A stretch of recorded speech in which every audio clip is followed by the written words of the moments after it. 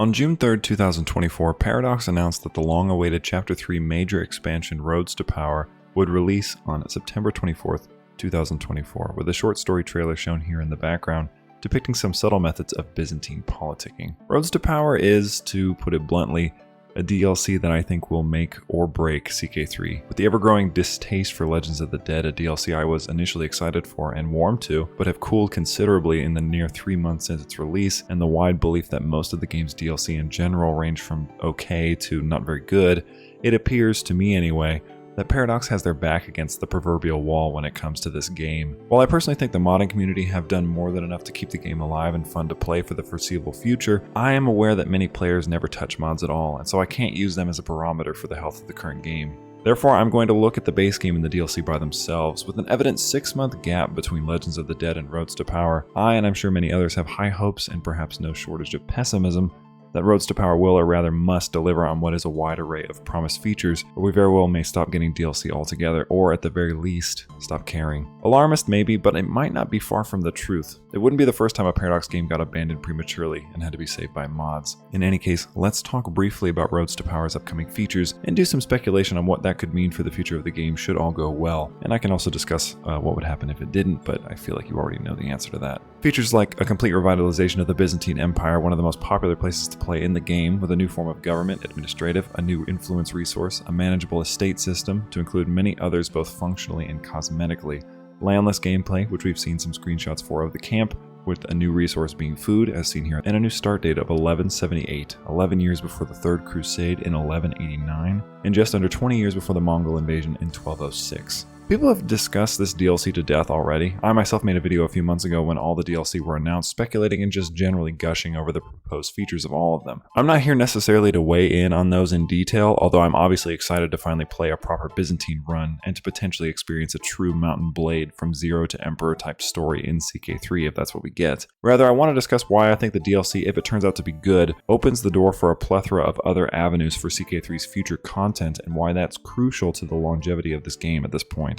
Firstly, I direct your attention to the new estate system, administrative government, and the new start date, and the role Venice played in a little thing called the Fourth Crusade, which occurred in 1202, or just 24 years after the new start date, in which they aided in the attack and sacking of their frenemies, the Byzantine Empire. CK3 has long had a glaring empty space where republics should be, and few were more vital to the life of medieval Italy and Europe in general than the Republic of Venice. With their obvious focus on mechanics with things like new governments and the influence system within it, and the estate system coupled with the start date's timeline, I genuinely believe and could not imagine that one of the next major expansions would not be the Republic or something similar to fill this long glaring absence and add Republics proper back into the game. I have at least a handful of friends who've personally said that trade and Republics were a major reason that they didn't play CK3 at all.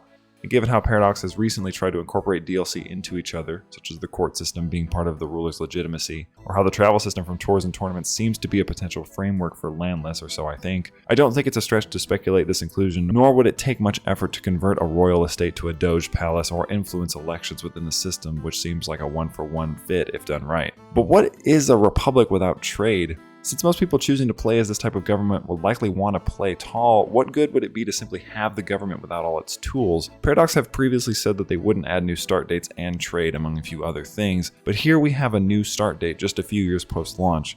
So who's to say trade isn't soon to follow? Obviously I can't speculate on trade as well, since I don't have any obvious features right now that point to that fact, other than that it was fleshed out even more in the Republic DLC for CK2. I do think Republics and their interaction with this upcoming Roads to Power DLC makes sense. Will it happen? I don't know. Do I think it would be foolish not to bring them back?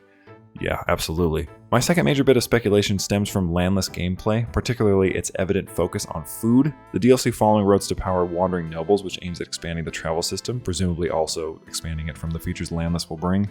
And again, the new start date, with a focus this time on the Mongols. Nomadic cultures and their governments have been another system players have sort of missed from CK2's Horse Lords, and I think a focus on landlessness with the requirements of upgrading your camp, keeping your troops and people supplied, and then an expanded travel system with more interactivity, and the arrival of Genghis Khan's Golden Horde could only point, in my opinion, to nomadic governments making a return very soon. The reason I bring these two speculations up at all is because one of the most common gripes I see, and rightfully so, is that CK3 often feels like a homogenous experience when playing, where everything is mechanically feudal Europe with just different cultural overlays. Tribal and clan have, I believe, come a long way to rectify that, and I think administrative government will as well. But if Paradox continues to push features like this and open new avenues for people to play different types of governments, I think it could go a long way to breathing life back into the community and restore some of that lost goodwill, which I believe the game needs now more than ever.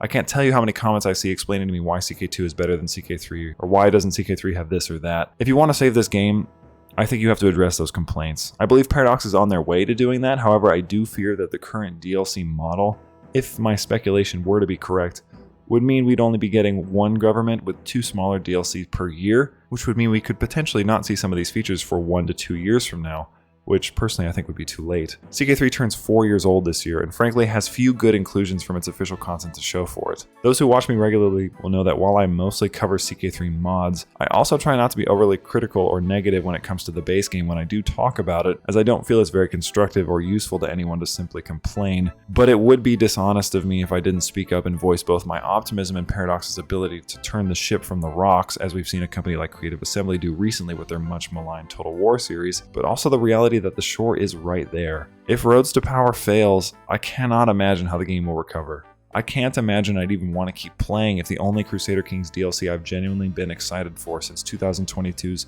Tours and Tournaments were to be bad. But if it were to succeed, and I hope it does, I think you gain enough wind in your sails to return to calmer waters and make more features people have been asking for.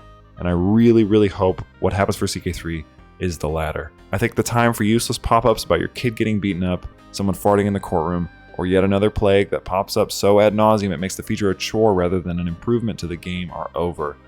The time for rich mechanics and meaningful cultural expansions has come. But that's going to be it for this one. I don't normally make videos like this, as many of you know, but this has been sort of throwing itself around in my head for the last couple weeks, and with the announcement that the DLC wouldn't be coming out until September, I figured I might as well make something now since we have a bit of a gap. A lot of great modded stuff to look forward to on the horizon, with some major updates to mods like Agot and Godherja that I believe will be coming out relatively soon.